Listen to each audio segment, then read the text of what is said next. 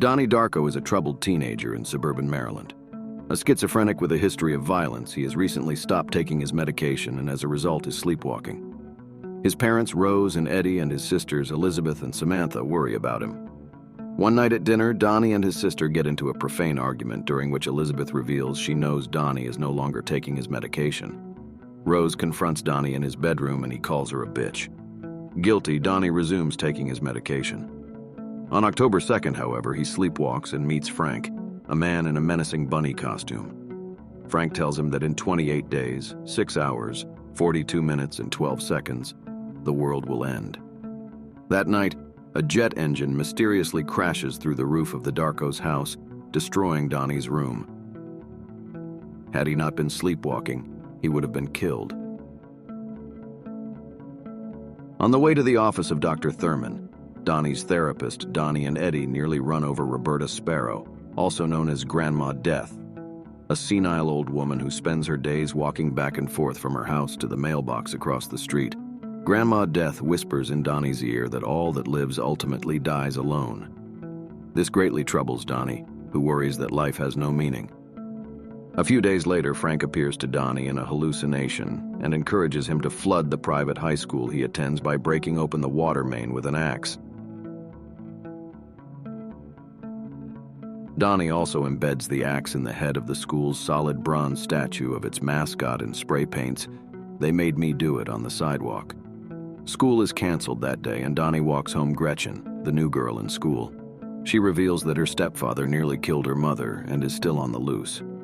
Donnie reveals his own troubled past as well as his intelligence. Gretchen decides that Donnie is weird and that this makes him attractive. They agree to become a couple. Donnie has a troubled relationship with the faculty at his high school. Miss Pomeroy appreciates his intellect and ability to engage with and understand the difficult material she assigns them to read in English class.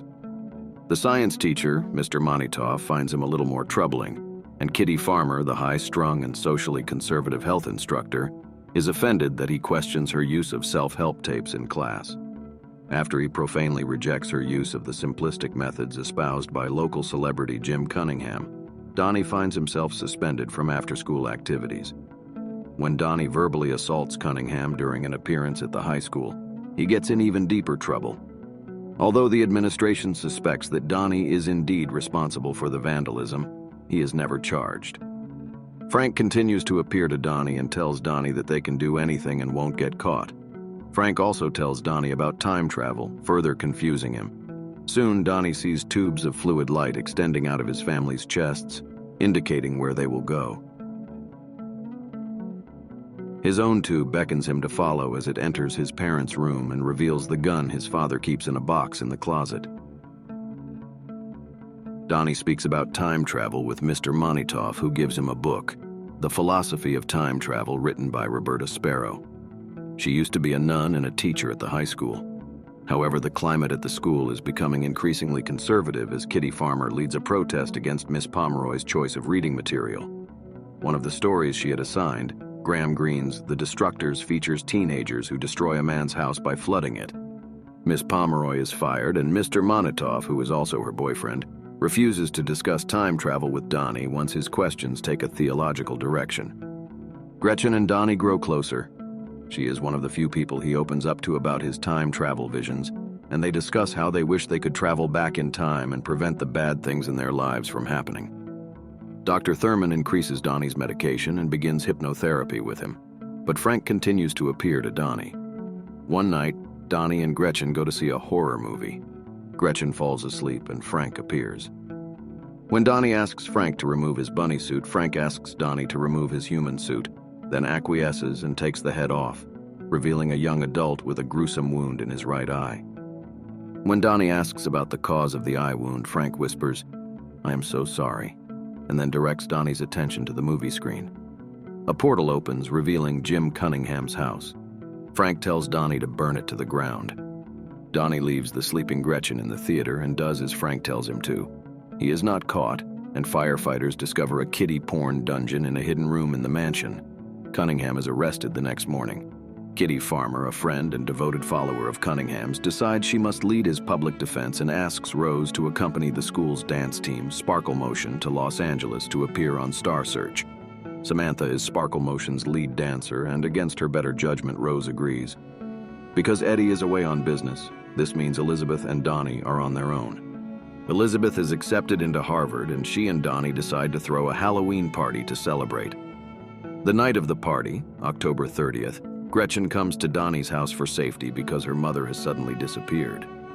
Donnie comforts her and they make love, ignoring phone calls from Donnie's desperate therapist, who knows that Donnie is responsible for the vandalism to the high school and Jim Cunningham's house, and Rose, who calls to announce that Sparkle Motion won their initial Star Search competition and that they will return on a red-eye flight that night. At midnight, Donnie has another hallucination about the fluid light tunnels. He realizes that the 28 days have passed and that only 6 hours remain until the end of the world. Convinced that Grandma Death is in some way connected to Frank, Donnie persuades Gretchen and 2 other friends to go with him to her house. When they get there, they are assaulted by the high school's resident bullies. Gretchen is thrown dazed into the road, where she is struck and killed by a car driven by Frank, Elizabeth's boyfriend, who is on his way to their Halloween party. Frank is wearing the creepy bunny costume that Donnie's hallucination wears. Donnie uses his father's gun to shoot Frank in the right eye, killing him, then carries Gretchen's body to his home. He steals the car keys from a sleeping Elizabeth and, taking Gretchen with him, drives into the hills above town. From that vantage point, Donnie can see a time tunnel forming over the town. The red-eye flight carrying Rose and Sparkle Motion enters the turbulence created by the time tunnel, and one of the engines on the jet breaks free and falls into the tunnel. Donnie looks at Gretchen with love and then drives into the time tunnel.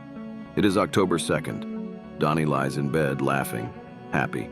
Shortly after he goes to sleep, the jet engine from the red-eye flight on October 30th crashes through the roof, killing him. Throughout town, Dr. Thurman, Mr. Monitoff, Kitty Farmer, Jim Cunningham, and Frank all are suddenly troubled and sad. The next morning, Gretchen rides her bike to the Darko's house. Elizabeth, Eddie, and Samantha stand sobbing as Donnie's corpse is taken away, while Rose smokes a cigarette a few feet away, doing her best to deal with the fact that her last encounter with her troubled son was the unpleasant confrontation in his bedroom.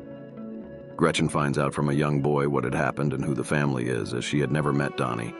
Touched by the tragedy, she shyly waves to Rose. Touched by a stranger's act of kindness, Rose waves back.